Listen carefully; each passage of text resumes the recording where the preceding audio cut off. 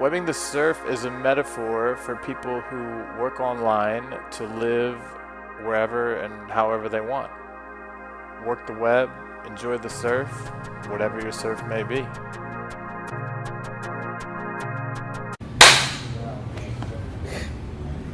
Hi everyone, and welcome to another episode of Webbing the Surf, brought to you from Vallarta CoWork here in Puerto Vallarta. I'm super pumped to have Mike LaRosa on the show today. How's it going? Mike, Thanks for having me. this is going to be a good one. Yeah. You are deep in the co-working world, Yeah. aka CoWorkaholic, Yep. coworkaholic.com. That is. Yep. So we're going to talk about a lot of things co-work, but I wanted to start. The other day we were chatting and I thought it was so interesting, your new business model, coming out of this world of WeWork and the co-work explosion. Yeah. That was this model of, hey, let's negotiate really long-term leases on buildings at a really good rate. And then talking to you, you're like, guess what? Those leases are now coming up. Yeah. And it hasn't been so easy for WeWork to renegotiate those, right? Well, not just for them, but for especially the independent owner-operators. Being a larger brand, they command more negotiating power. But a lot of these independent spaces opened in 08 and 09 when real estate prices were really great. And unfortunately, we've seen that these spaces create such a community around them that they actually help improve not only and fill the buildings, but the neighborhoods that they're in. Right. And so when those leases do come up for renewal, sometimes it's more than they can afford.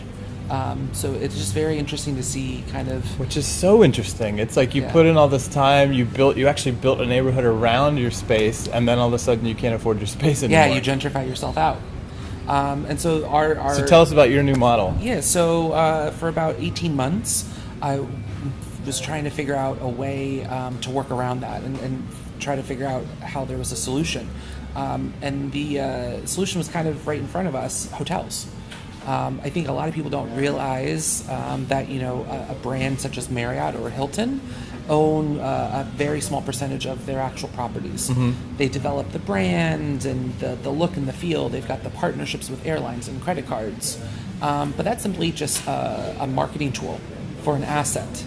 And so I credit my business partner, Noah, who came from WeWork, as viewing any property as a box. It's just a box. And so what can you do with that box? How do you brand that box? And how do you market it? And what is your company called? So we formed Communitas back in May of 2016. Communitas, okay. Because we wanted to create tools, products, and services to empower communities.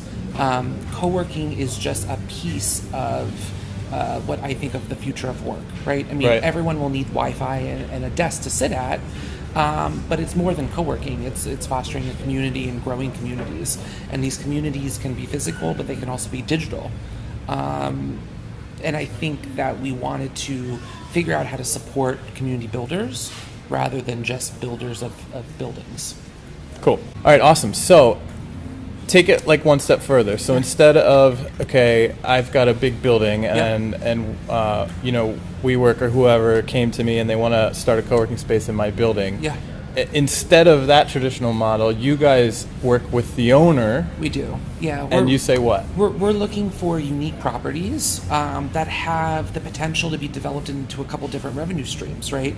As the culture evolves, people are looking for maximum use with sharing, right? So you don't own a car anymore. Maybe you use Zipcar or you Uber everywhere, right? You might not own a place. Maybe you Airbnb or you Airbnb your room out. Right. And so we're looking to work with owners that own the building and are open-minded to alternative revenue streams and alternative uses beyond your traditional triple net lease, right? You've got a property on the market. It might take 12 to 18 months to find the perfect tenant. Then you got to negotiate that out back and forth. Real estate leases take a very long time. There's a lot of minutia negotiation. What we try to do is we come in and we become partners. Mm-hmm. And so we get the owners to see that this isn't just about securing a 5 to 10 year income stream. This is about building out a 20 to 30 year investment. no different than they would do with a hotel. Right. So we talked about that. So Starwood is a good example. Mm-hmm. You know, they have St. Regis, W, Westin, Yep. all these different brands at different market levels. Yep. And you were saying it's sort of the same model. So are you guys offering not just co-working, but other kind of brands or options to say, hey, which one, let's talk about which one fits your space? For sure. So it's all about flexibility and use of space, right? And so we've developed a brand in Chicago in a 25,000 square foot warehouse where part of it is venue for hire, right? Weddings, bar mitzvahs, corporate events. We're able to get a far higher price point for that. Uh-huh. But what's really cool is that during the day, the weekdays, if it is empty and it's not being rented, I can drop in desks and chairs and we can do a pop-up co-working, right? Right. And now it might not provide an authentic community like a space like here does. Right. But space is being viewed as space as a service. But it's being used, and it's that's the being most used. important Yeah, part. and so we can come up with kind of alternative uses for that space, build out a business model behind it, Nice. and then we help them manage it.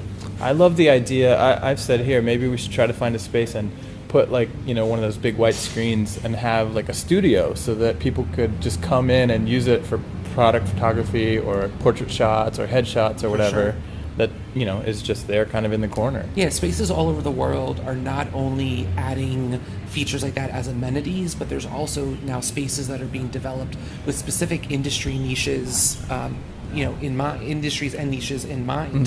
Mm-hmm. One of the most requested amenities at the larger brands is not just a phone booth, but like a recording studio for webinars, right? Right. As more and more of our work becomes digital and interactive, people are looking to do broadcasting for webinars, Facebook videos. Yeah, that's a great point. And then if you take a look at some of the way that accelerators and incubators have kind of been there already, you've got shared kitchens, right? And so you've got these kitchen facilities that at nighttime can rent the space out to food trucks that need food prep for the day, and then for the daytime, when the food trucks are out there, they've got maybe former home-based businesses that now use it. So you can actually rent that out now 24/7. Wow. You've got artist studios. There's a great example in Washington, D.C. There's a company called Swing Space that was actually the culmination of two businesses working next to each other, right? On one floor, you had a real estate brokerage firm, and then on the other side of the floor, you had video and digital marketing and a production studio. And they actually started working together to do booking for spaces, and they rent that studio out, right? Why not? If you've got all wonderful equipment and lighting, put it to good use if you're not using it. It seems like you're onto something great, and the timing couldn't be more perfect. We were talking the other day about how, was it Macy's that's shutting? Yeah, so that, I think that people are very quickly starting to realize that we're on the precipice of this little real estate bubble. Not so much commercial. Commercial, office is kind of getting there, but retail. Right. So in the United States, we have 3 times more retail square footage per capita than anywhere else in the world. And we And every day Amazon is shutting another one of them down. and we see these sad stories of these suburban malls that are literally just abandoned, right, and falling apart. And with Macy's, they announced 6 months ago that they were going to shutter about 150 stores, and their stock went up. That was, which is, when you said that, I was like, really? And then when Yeah. you think about it, it makes sense. You're just cutting bloat. They're cutting liabilities. They're trimming staff, and so the question now is, what do you do with that space?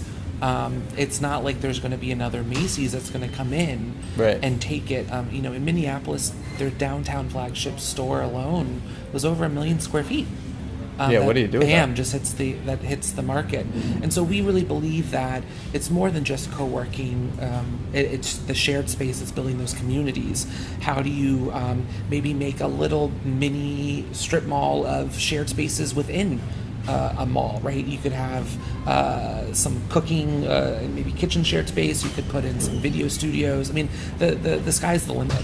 And it really depends on what those real estate owners are got cooking up their sleeves. So real quick, just give us a quick overview of your background. How did you get into this space? What industry did you come from? Yeah, I fell into it. I come from producing events, whether they be consumer or business to business. And so I worked for a division of Condé Nast and went out on my own, and then very quickly started producing events for Google and organizations like the Smithsonian. So as an event producer, you were never really tied to a traditional office in one location, were you? No, yeah. I mean, when I started my company, I did so out of my English basement apartment in D.C. And I was disengaged. I missed being in an office and having colleagues to talk to. I had a remote team, so we were always working in different places.